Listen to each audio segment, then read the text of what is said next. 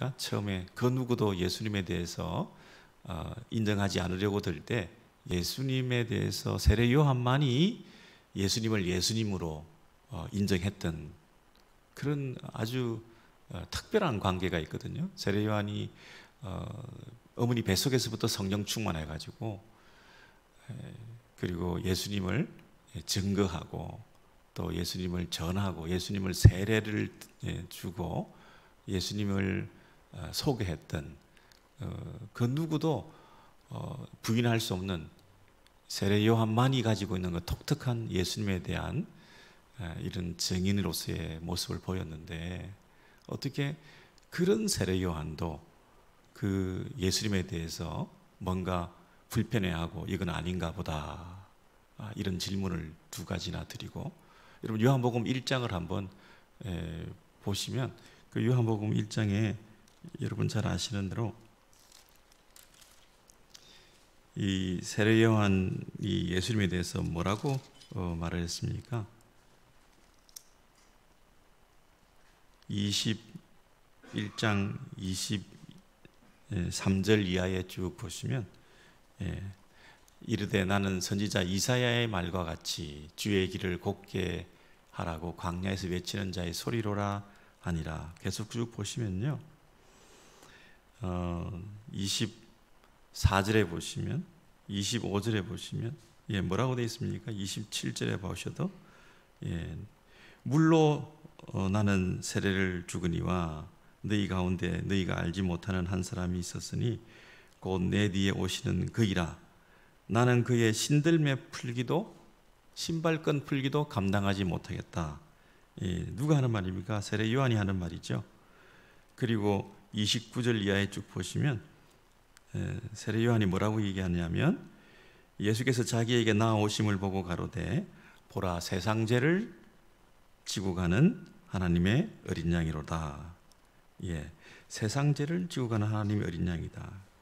그 밑에 쭉 보셔도 비둘기같이 성령이 32절에 요한이 또 증거하여 가로되 내가 보매 성령이 비둘기같이 하늘로서 내려와서 그의 위에 머물렀더라.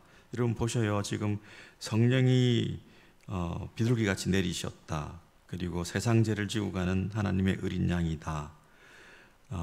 나는 그분의 신발끈 풀기도 감당할 수가 없다. 그리고 이사야 선지자의 말씀과 같이 나는 그분을 증거하는 사람에 불과하다. 이러면서 이 요한복음 1장 거의 전체가 예수님을 높이는 세례 요한의 증인의 모습을 이렇게 보여주고 있어요. 그래가지고 베드로와 또 안드레와 이 제자들도 다 예수님을 따르게 되는 이런 일들이 그 이후에 계속 생기게 되었지 않습니까? 세례 요한과 세례 요한의 제자들 때문에 예수님의 제자들도 생기게 되고 그래서 이 세례 요한을 빼놓고는 예수님의 그 사역에 대해서 말을 할 수가 없을 정도로 중요한데 그랬던 세례 요한이 지금 예수님이 진짜 메시아 맞느냐고 이렇게 얘기를 하게 된 이유가 뭘까요?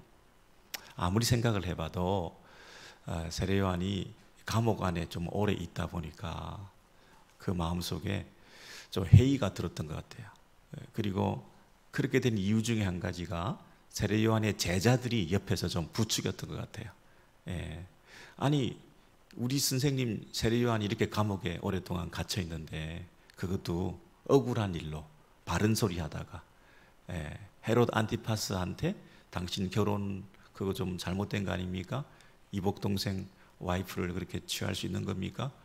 이렇게 정권을 실세한테 이렇게 함부로 건방진 소리를 하다가 이렇게 감옥에 갇히긴 했지만 율법적으로 볼 때 잘못된 게 아니기 때문에 적어도 예수님께서 메시아라고 한다면 오셔서 우리 선생을 건져내 주시고 정의를 구현하고 정말 세상의 상식이 통하는 이런 나라가 되게 해야 되는데 도대체 메시아가 뭐 하고 있는 겁니까?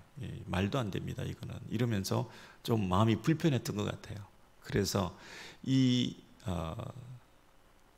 세례 요한과 그 제자들이 이건 말이 안 된다. 그래서 예수님한테 찾아가서 질문 두 가지를 했습니다. 당신이 그 메시아 진짜 맞으면 이럴 수는 없죠. 우리는 다른 메시아를 기다리는 게 낫겠습니다. 이런 질문까지 하게 된 것이에요. 그랬더니 예수님께서 뭐라고 말씀하셨습니까? 우리 마태복음 11장 가서 보시면 4절이죠. 예수께서 대답하여 가라사대 너희가 가서 듣고 보는 것을 요한에게 구하되, 너희가 요한의 제자들을 가리키죠. 너희가 듣고 보는 것을 요한에게 구하여 가로되, 5절에 소경이 보며 맹인이 보며 못 걷는 사람들이 걸으며 나병 환자가 나음을 깨끗함을 받고 듣지 못하는 자가 듣게 되고 죽은 자가 살아나고 가난한 자에게 복음이 전파된다 하라. 그래놓고 6절에서 이렇게 말씀하십니다. 누구든지 나로 말미암아 실족하지 아니하는 자는 복이 있도다 하시니라 그랬습니다. 여러분, 실족하지 않는다 하는 말은 걸려 넘어지지 않는다 이런 뜻이죠. 스캔달이라는 말이 여기서부터 생겼습니다. 스칸달리조라고 하는 걸려 넘어지다, 실족하게 만든다, 추문을 일으킨다, 뭐 이런 단어가 쓰였는데요. 예수님으로 인하여 걸려 넘어지지 아니하는 자가 복이 있도다 이렇게 말했습니다. 예수님과 우리 사이에, 신자들 사이에 반드시 뭐가 있느냐 하면 장애물이 있다. 어떤 장애물이냐? 그분을 믿는 데 있어서 잘 못 믿게 만드는, 관계에 어려움을 겪게 만드는, 스테디하게 그분에 대한 신앙을 계속 유지하는 데에 장애물이 되는 것들이 우리의 삶 가운데 필연코 있는데, 그것은 마치 세례 요한조차도 그런 것들이 예수님과 사이에 생길 정도였다. 이것이 우리에게 조금 어떤 면에서는 좀 위로가 되시나요? 우리가 예수 믿는데 걸려 넘어지게 만드는 일들이 참 많습니다. 만약에 그게 없다면 이게 참 복이다. 이런 복이 없다 세상에. 예수님과 나 사이에 그 트랜스페어런한 관계 속에서 전혀 뭔가 그리낌이 없고, 내가 어떻게 이상하게 이게 믿겨졌냐, 그리고 아직도 그걸 믿고 있냐, 그리고 이걸 믿어야 된다고 내가 전하고 다니냐, 이렇게 하루를 살아도 예수님과 관계에 있어서 걸려 넘어지는 부분이 없이 이렇게 마음이 평안하고 예수님과의 관계 속에서 늘 믿겨지고 감사하고, 정말 예수님에 대해서 내가 마음속에 요만큼이라도 남아있는 게 없는, 정말 그 마음속에 주님을 향하여 투명한 관계를 가질 수만 있다고 한다면 이거 진짜 복이라는 거예요. 근데 웬만한 사람들은 늘 걸려 넘어지는데 이게 참 복이 없는 상태라는 것입니다. 뭐가 복이냐? 우리가 질문이 많죠 지금.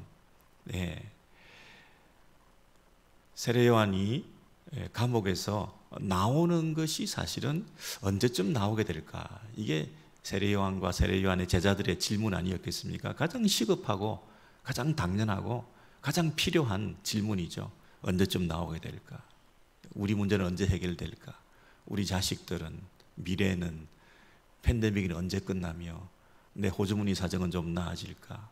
내 건강 상태는, 이거 도대체 이러다가 참 한번 꽃 피워보지도 못하고 인생이 이렇게 시들고 마는 거 아닌가?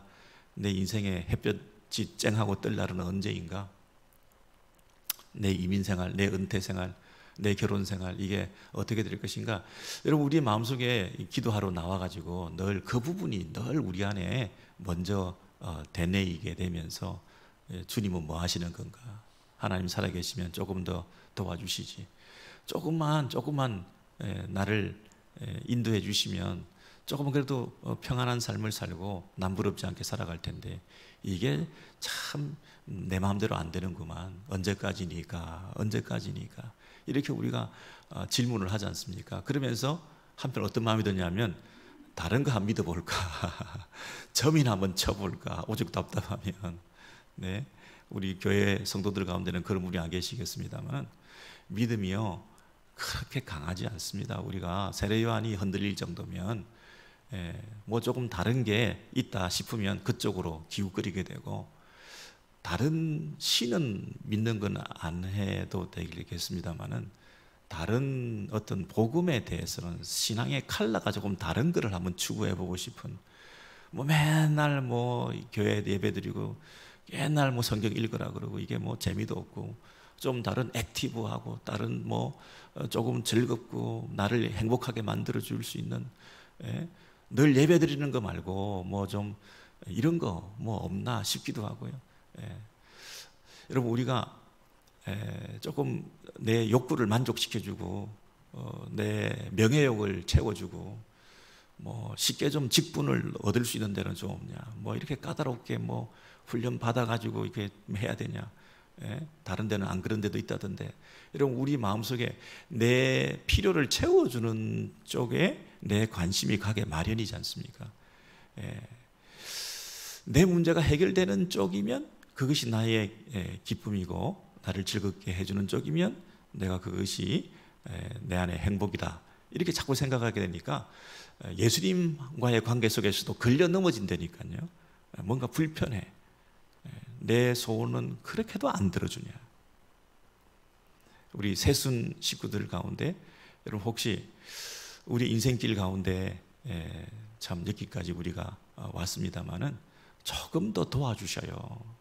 조금 더 도와주셔요. 세례요한의 경우를 한번 보십시오. 바로 믿는 사람이 바로 선포하고 바로 증거하다가 바른 소리를 했더니 괘씸죄에 걸려서 감옥에 바로 집어넣어 버렸어요. 그런데 정치적인 메시아, 이 로마 제국을 그냥 내버려 두지 않을 거야. 이스라엘이 회복될 거야. 진정한 메시아가 와서 우리를 구원해 줄 거야. 그리고 그 메시아를 위해서 내가 목숨 걸고 내 생명 다해서 그를 증거하고 전파하고, 나는 겸손히, 나는 아무것도 아니고 그분만을 높여드리면서, 그리고 내 제자들, 내 사람들 다 보내가지고 그 예수를 믿으라고 사람까지 다 보내고 빈털터리가 되어서 나는 감옥에 있는데, 내가 감옥에 나오지도 못하고 감옥에서 죽었어요. 죽었다니까요. 그것도 뭐 정의롭게 아주 막 그냥 멋있게 죽는 것도 아니고, 그 헤로디아가 마음에 이 앙심을 품고 자기 그 딸을 살로메를 춤을 추게 만들어서 그 헤롯 왕이 소원이 뭐냐, 세례요한 그 괘씸한 거 우리를 모녀지간을 모함했는데 목을 달라, 뭐 이러면서 그냥 죽어버린 거잖아요. 목을 그냥 쳐 죽이는 거 당한 거잖아요. 그러면 세례요한은 어떻게 된 거죠? 그 인생이 이 나로 인하여 실족하지 아니하는 자는 복이 있도다 했을 때, 여러분, 세례요한은 자기가 감옥 안에서 나오지 못하고 있는 것, 내 인생이 이 모양 이 꼴로 마감하게 되는 것에 대해서 시험 들 수가 있었고, 세례요한의 제자들은 그 부분이 도대체 이해가 안 되어서 예수를 따르기를 거부하고 질문하러 와서 이룰 수 없습니다라고 따지고 있는, 그들이 마음속에 가지고 있는 이 걸려 넘어져 있는 상태, 뭔가 해결이 안 되고 있는 이런 부분들. 그런데 세례요한은 끝까지 해결이 안 돼가지고 그냥 죽어버렸어요. 억울하게. 그러면 세례요한이 복이 있다 하는 것은 그런 억울한 죽음조차 걸려 넘어지지 않게 되어야 된다는 거잖아요. 죽는 그 순간까지도 예수님과 투명한 관계가 되어 있어야 복이 있다는 거잖아요. 마지막까지도 억울하다, 왜 죽어야 돼, 내가 이렇게 내가 죽고 마는 거구나, 세상에 내가 믿기는 믿지만 이게 좀 꺼림칙하구만 하고 걸려 넘어지는 부분들이 남아있다고 한다면, 이 부분이 해결되지 않은 채 진정한 그 복을 누리지 못한 채 죽게 된 거잖아요. 그렇다면 우리의 믿음이라는 것은 내 문제 해결되는 것이 믿음이 아니고, 심지어 억울한 죽음을 당하는 마지막까지 하나도 해결되지 않은 상태에서 이렇게 행사할 수밖에 없는 이런 비참한 일을 당한다 하더라도 나는 전혀 거리끼는 게 없다, 걸려 넘어지는 게 없다. 이 상태가 진짜 믿는 거라는 뜻이잖아요. 예수께서 우리에게 복이 있다 하는 그 복의 정도와 깊이와 넓이와 그 사이즈가, 크기가 어느 정도인지 아시겠죠? 내가 기준이 되어서 내 형편이 어떻게 되느냐에 따라서 그분과의 관계가 좌우된다는 것은 진정한 믿음이 아니라는 뜻이죠. 어떤 상황 속에서도 예수가 나의 구원자다 하는 것을 확인하게 되는 것. 이 세례 요한이 그런 질문을 했을 때 가서 얘기해라, 세례 요한한테. 맹인이 보고 있다. 지금 걷지 못하는 자가 걸어다니고 있다. 이 땅에서 일어나고 있는 현상들을 가서 증거해라. 그 얘기는 1차적으로 구약에서 메시아에 대해서 얘기했던 그 메시아에 대한 그 예언이 이사야서에 보면 계속 그런 부분을 얘기하지 않습니까? 보지 못하는 자가 보게 된다. 듣지 못하는 자가 듣게 된다. 걷지 못하는 자가 걷게 된다. 그리고 감옥에 갇힌 자가 자유를 얻게 된다. 포로된 자가 노임을 받는다. 그 구약에서 예언했던 것이 물리적으로 똑같이 그런 기적들이 일어나고 있는 것이기도 하지만, 눈이 보이지 않는데 보게 된다는 것은 그저 육체적으로만 이 질병이 고쳐지는 차원이 아니라 영적으로 새로운 눈이 뜨이게 된다, 그런 뜻이잖아요. 갇힌 자가 노임을 받는다, 이런 얘기는 그냥 감옥 안에 있던 사람들이 다 뭐 추록하게 된다, 이런 뜻이 아니라 그 사탄의 포로된 자들이, 영적으로 갇혀있던 자들에게 진정한 자유를 주는 새로운 나라, 새로운 하나님 나라, 새로운 질서가, 예수 그리스도가 이 땅에 정치적인 메시아로 온 것이 아니라 영적인 메시아로 오셔서 단순히 병을 고쳐주는 정도, 감옥에서 나오게 하는 정도가 아니라 영원한 생명을, 진정한 자유를, 영생의 선물을 주시는 분이다. 네가 지금 죽어도 너는 영원히 나를 믿으면 영원히 사는 거다. 네가 지금 죽어도 나를 믿으면 영원한 부활을 맛보게 된다. 여기서 죽어서 다시 살아나는, 죽어서 다시 살아나는 생명이 연장되는 육체적 생명의 생물학적 죽음의 연장 상태가 네 복이 아니라, 네가 여기서 예수를 믿으면 영원한 생명을, 영생을, 부활의 생명을 영원히 누리게 되는, 나와 함께 살아가는 새로운 삶을 살게 되는 것이다. 이게 진정한 복 아니냐. 그래서 여러분, 우리 하나님 나라 그리고 예수를 믿는 거, 이것은 좀 굉장히 차원이 다른 얘기 아니겠습니까? 우리가 질문을 가지고 나와서 이 문제가 해결되기를 원하는데, 이게 해결이 안 되면 내가 딴 걸 믿어볼까요? 마음이 흔들리네요. 뭐 이루고 있는 차원에서 뛰어넘어서 어떤 상황 속에서도 내가 영생을 누리고 영원한 나라에 속한 백성으로서 요동치 않는 전천후적인, 태산같이 흔들리지 않는 그런 믿음을 가진 자다. 여러분, 뭐 때로는 산이 좀, 산에 있는 나무들이 좀 가지들이 흔들리고 그럴 수는 있겠지만, 이 산은 흔들리지 않지 않습니까? 흔들리지 않는, 이런 산과 같이 요동하지 않는 이런 믿음으로 대안하게 그런 상황들을 견뎌내면서 영원을 바라보고 살아가는 그런 진정한 믿음을 가진 자인가, 이런 것들을 우리가 확인할 필요가 있는 것이죠. 우리가 헌신 예배다, 지금 정말 내 생명을 드린다, 나를 바친다, 내 몸을 던진다 할 때 우리가 어디에 나를 투자하고 어디에 내 인생을 바칠 만합니까? 이 하나님 나라, 흔들리지 않는, 요동하지 않는 믿음을 가지고 이 땅은 다 무너지고 없어질지 몰라도 영원한 하나님 나라, 거기에 내 인생을 바치는 거 아닙니까? 눈에 보이지 않는 영원한 나라에 내 시간과 마음과 물질을 바쳐서 내 삶을 온전히 던질 수 있는가? 한 번밖에 없는 우리 인생이 혹시 억울하고 비참한 죽음을 맞고 가난하고 불쌍하게 살아가고 질병이 들어서 참 사람들이 손가락질하는 예수 믿다가 왜 저런 꼴을 당하느냐, 저분의 결혼생활, 저분의 가정생활, 저분의 자녀들의 삶, 저들의 그 형편이 이 땅에서 볼 때 정말 보잘것없는 것처럼 보일지 몰라도 내가 지금 주님과의 관계 속에서 스칸달리죠.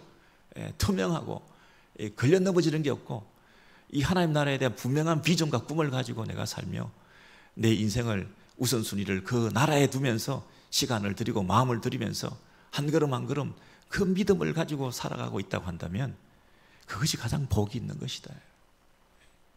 그런 차원까지 우리가 나아가야 되는데요. 우리는 우리 형편, 우리 처지, 우리 상황에 따라서 너무 좌지우지되고 일희일비하면서 야, 정말 내가 복받았구나, 잘 되는 거구나, 하나님 축복해 주셨어, 하나님 왜 이러시지, 이러면 안 되는데 하나님 다른 거 찾아볼까요? 마음이 불편하네요. 여러분, 이게 참 평정심을 유지하기가 너무너무 어려운 거 있죠. 근데 이 세례요한과 세례요한의 제자들이 잘한 것 한 가지가 딱 있는데 그게 뭐냐면 자기들끼리 수근수근하면서 이상하네, 막 억척을 하고 못 믿겠네, 우리 진짜 딴 데 가버리자 살짝. 여러분, 딴 데 갈까요? 이렇게 물어본 거 참 잘한 거예요. 그 마음을 내비친 거, 그게 부끄러워가지고 아이고 미안하고 배신감 느끼게 할까봐, 실망시켜 드릴까봐, 아니면 내 그 뭐 실력이 드러날까봐, 내 실력이, 내 믿음 상태가 부끄러운 상태에 있을까봐 이런 얘기를 못하고 못 물어보고 그냥 은밀하게 계속 딴짓을 하고 있는 게 아니라 야, 가서 물어보자. 정말 잘했죠. 가서 물어봤더니 예수께서 메시아에 대해서 바로 얘기를 해주고 네 눈을 떠라. 메시아가 누구냐? 맹인이 눈을 뜨게 하는 게 메시아 사역이다. 네 눈을 떠라. 영원한 것을 바라보라. 여러분, 이게 영생과 영벌을 결정하는 거거든요. 잘못하면 그냥 평균 가고 본전치기 하는 게 아니고요, 예수를 제대로 안 믿으면 영벌의 상태에 가는 거거든요. 네가 예수를 믿으면, 아들을 믿으면 영원히 사는 것이고 영생을 얻는 것이고, 그렇지 않으면 그냥 가만히 있는 중간 상태에 있는 게 아니라 영원한 저주를 받게 되는 것이다. 하나님의 진노를 받게 되는 것이다. 한 번 죽는 것은 정한 것이니 죽은 이후에는 심판이 있느니라. 죽으면 끝나는 거고, 믿으면 잘 되는 것이고 안 믿으면 그냥 중간 정도는 하는 게 아니라 안 믿는 자에게는 심판이 있다. 참으로 중요한 건데, 이 중요한 인간의 운명을 가지고 나아가서 질문을 한 거죠. 정말 잘한 거죠. 예수를 맞닥뜨리는 거, 질문한 거, 이건 너무너무 잘한 거죠. 여러분, 시간이 좀 갔습니다만 요한복음은 그 얘기를 쭉 하고 있어요. 질문해야 된다, 맞닥뜨려야 된다, 가서 물어봐야 된다, 예수를 직접 만나봐라. 그냥 혼자서 끙끙거리고 전전긍긍하고 있지 말고 네 속에 있는 걸 다 드러내나 봐라. 예수를 스치면서라도 만나면 그게 복이다.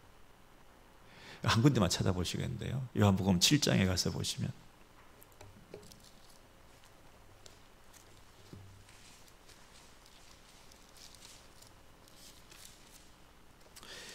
요한복음 7장에 이런 말씀이 있어요.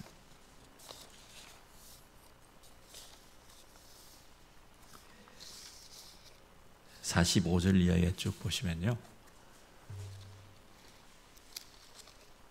하속들이, 아랫사람들이 대제사장들과 바리새인들에게로 오니 저희가 묻되 어찌하여 잡아오지 아니하였느냐.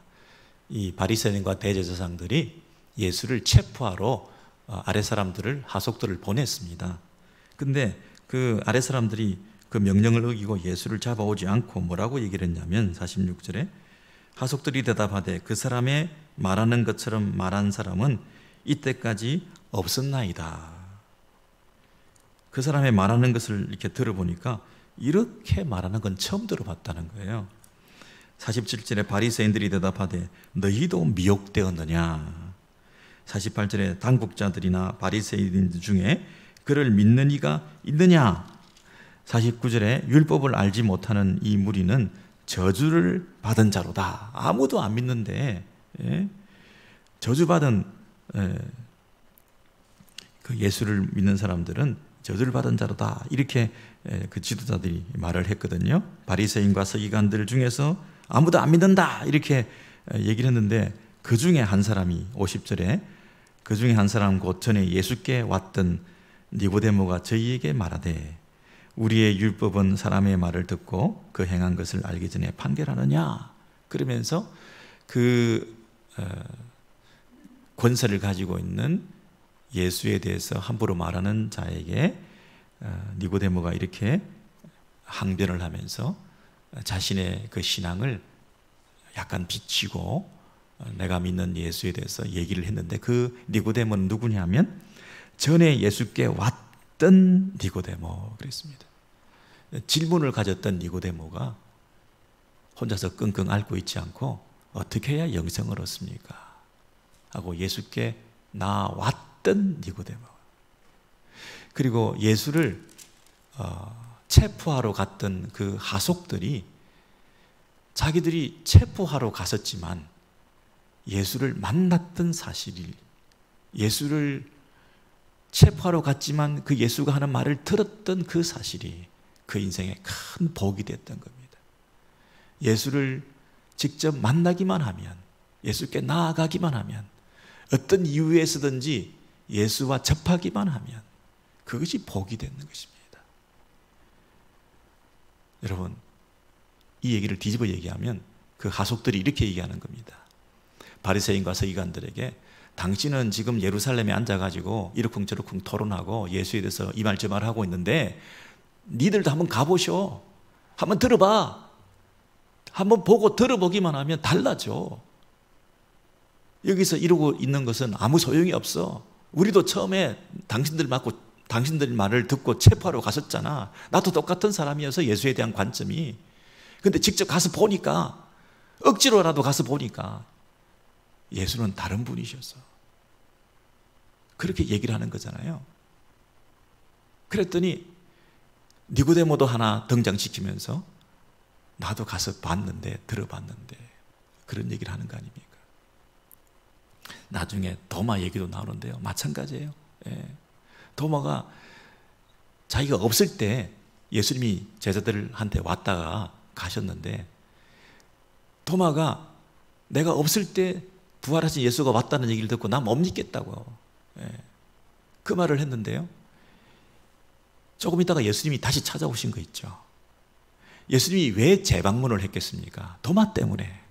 순전히 다른 이유 없어요. 못 믿겠다 하고 있는 그 도마, 나는 예수를 직접 보고 만져보고 옆구리에 손을 넣어보고 이러면 내가 믿겠다고 막 이렇게 항변을 했더니, 그 도마가 불신앙과 의심 많은 도마가 아니라 예수를 추구하고 믿기를 원했고 정말 그 마음속에 확신을 가지기 원했던 그런 제자였기 때문에, 보기를 열망했던 제자였기 때문에 예수를 정말 믿어보려고 거리낌 없이, 걸려 넘어지는 것 없이 예수와 나 사이에 투명한 관계가 되기를 원했기 때문에, 진짜 예수를 제대로 믿으려고 하는 그런 마음이 있었기 때문에 예수께서 다시 오신 거잖아요.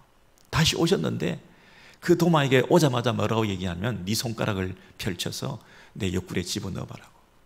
그렇게 얘기를 했더니 도마가 뭐라고 그랬습니까? 진짜 넣어봤습니까? 안 해요. 넣어봤다는 기록이 없어요. 바로 그 자리에 엎드려서 내 주여 당신은 하나님이십니다.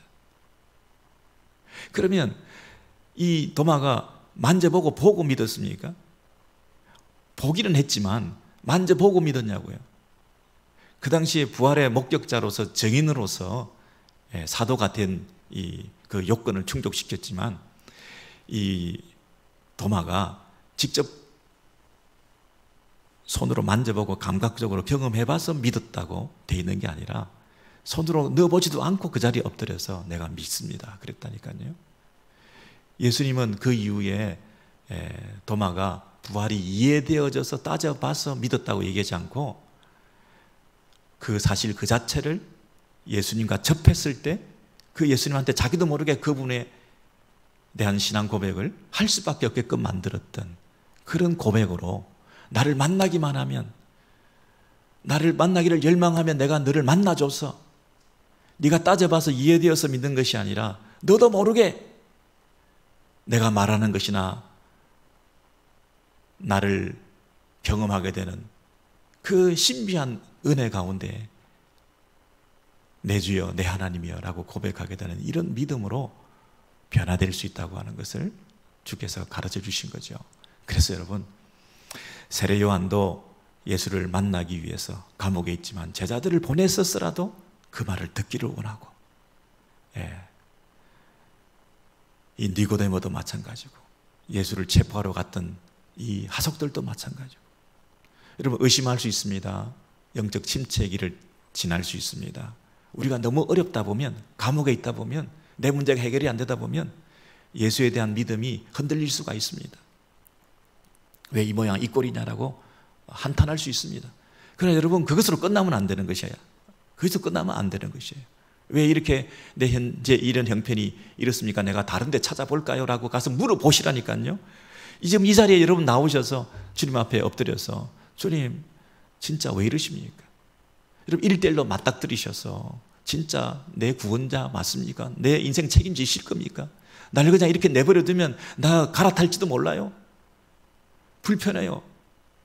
걸려 넘어져 있다니까요. 여러분 그 얘기를 하시면서 우리 마음 가운데 주님을 갈망하시면 주님이 오셔서 여러분 만져주시고 영적인 눈을 뜨게 하시고 못 보던 것을 보게 하시고 여러분의 그 시험과 문제와 환경들을 새로운 관점으로 재해석해 하시고 고난 가운데서 내 삶을 어떻게 인도해 가실지 진정한 구원자가 되셔서 고난과 질병과 죽음조차도 뛰어넘는 영생의 그 기쁨을 맛보게 하셔서 야 이게 복이구나 하는 것을 경험하게 해주셔서 여러분 죽음 너머에 있는 영원한 생명을 이 땅에서 미리 맛보면서 진짜 믿는 게 이런 거구나, 잘 되고 이 땅에서 뭐 못 되고 이런 것 때문에 좌지우지되고 막 전전긍긍하고 힘들어하고 그냥 실패한 그런 인생처럼 얼굴이 창백해 있고 그냥 다 주고 가는 사람처럼 그렇게 인생 망가진 것처럼 끝난 것처럼 그렇게 절망하고 있지 않고 감옥 안에서도 기쁨을 잃지 않고 영원한 생명을 맛보며 살아갈 수 있는 그런 찬양과 기도의 삶을 우리가 살아갈 수 있게 되는 거 아니겠습니까? 혹시 저와 여러분 가운데 오늘 이 순간 갑자기 무슨 일이 생겨가지고 쓰러지는 한이 있다 하더라도 부르심 받는 소천하는 그런 일이 있다 하더라도 억울한 죽음 이렇게 비명행사하면서 야 이 가운데서 코로나로 죽는다는 게 말이 돼, 살아남아야지, 살아남을 수 있는 것도 은혜지만 불러가시는 것도 하나님의 은혜라고 생각하면서 우리가 찬양할 수 있느냐?